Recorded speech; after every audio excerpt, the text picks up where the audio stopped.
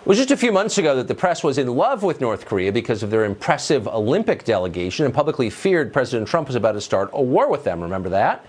Well, during yesterday's summit, the president was friendlier. So was MSNBC. Happy? No. Here's the selection. It is not knowable that we'll ever know what happened in that meeting, because both men are known and established liars. I would say it's somewhat disgusting. It is actually a debasement of the American flag. Donald Trump can relate to authoritarians. He, as a former businessman, he likes absolute control, and is he a wannabe despot? I've conceded that for years now. And the frenzy continued over at the Washington Post. Ishan Tharoor said that the summit showed Trump's, quote, affinity for dictators. CNN analyst and avid pro-war activist Max Boot dismissed the whole summit as something any U.S. prior president could have achieved, though none did. In The Week magazine, David Linker said that even a successful summit would be bad because it would improve Trump's approval ratings. And that, quote, could only be considered positive if you think it's a good thing for our mendacious, hapless, impetuous, racist president to enjoy an unprecedented boost to his popularity. In other words, if it works, that's bad because Trump will benefit. Joe Concha covers media for The Hill, and he joins us tonight. So you've been watching the coverage, Joe. Sum it up for us. Well, that last line is interesting because it sounds a lot like Tucker, Bill Maher on Friday night, who said, bring on a recession, even if it cripples families and people across the country, because that would be the only thing that could get Trump from being reelected. In other words, and by the way, Maher is worth, something like $100 million. He gets $10 million a year. So if Trump is gone, who cares if we go to war or if we go to recession? As long as liberals can triumph in terms of getting rid of Trump, that's all that matters. But I noticed in that montage, it was very interesting. He played Nicole Wallace. And she used to be a member of the Bush administration, right? She was a communications director. You played Elise Jordan, who was a member of the Bush administration. I heard Jeremy Bash, who was in the Obama administration, the DOD. What do all these people have in common? They all worked in administrations that failed miserably in stopping North Korea's nuclear program. So if you're a viewer and you're sitting at home, you have to ask yourself this very question.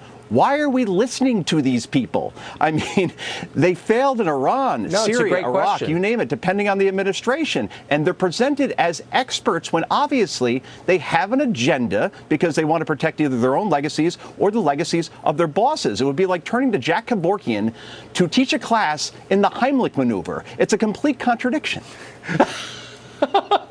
It's a very good point. That was organic. But couldn't that be said? Well, it's apt. But couldn't that be said of so many different issues in which analysts on television are implicated in failing policies that were rejected by voters?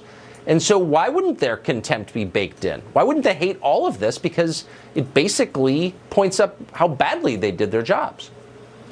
Right, and it's the uncouth president that is actually succeeding in this case. I mean, I understand the criticism completely around whether this is a success or not, because they're very broad strokes. But then again, we're in the first out of the first inning, and unless every I is dotted and T is crossed, then it's being considered a failure. But to your point earlier with another guest, think of where we were in August when President Trump said that North Korea will see a fire and fury like the world has never seen. And if you go back and read those headlines, we were on the precipice of World War III. Guam was being threatened. We had actual maps of what nuclear missiles could hit Los Angeles, Chicago, New York. Think of where we were then and think of where we are now in terms of talking to this leader, having them agree, at least in broad strokes, around denuclearization. That is progress. No matter how you try to spin it, that has to be seen as progress, except it's not presented that way because there's always a reflex to the negative when it comes to this administration, even in the most obvious situation when there really isn't much negative things to complain about when you put it in the full context.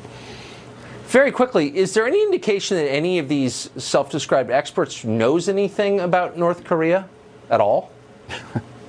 I don't know if many people know much about North Korea, right? I mean, how many of them have actually been there? Any journalists, for that matter, or any experts in this regard. So I would say no. And again, when you have a Clinton, a Bush, and an Obama administration that failed over 25 years doing the same thing in terms of nice talk and appeasement, and then somebody else comes in and does something different, you are in no position whatsoever to complain about these things. And that's the final point I want to make, Tucker, that we're very good in this business about complaining about stuff. And that's all I've heard over the last 48 hours. Complaint. But when you're watching this coverage, listen for this. Is anybody offering an alternative or a solution as to what they would do as opposed to what they've witnessed over the last 48 hours? Because I haven't seen it yet, Tucker.